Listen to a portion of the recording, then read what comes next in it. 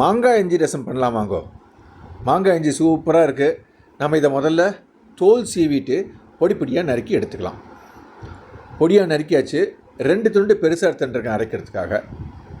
தனியா, ஜீரா, மிளகு, 2 வரமிளகா இதை வறுத்து எடுத்துக்கலாம்.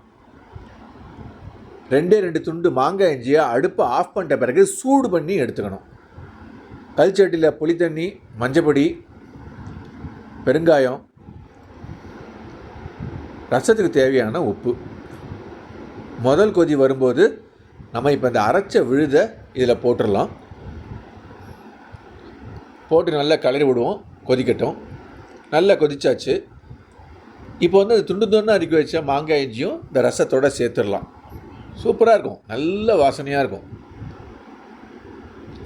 கொஞ்சமாக துவரம்பருப்பு வேக வச்ச தண்ணி, பருப்பு வேண்டாம், அந்த தண்ணி மட்டும் போகிறோம். பருப்பு தண்ணி மட்டும் சேர்த்துக்கலாம். கொத்தமல்லி போட்டுனா ரசம் ஆல்மோஸ்ட் ஓவர். நெய்யில் கடுகு, ஜீரகம் தாளித்து கொட்டினா நம்ம மாங்காய் இஞ்சி ரசம் தயாராகிடுது. செஞ்சு பாருங்க. மிக்க நன்றி. வணக்கம்.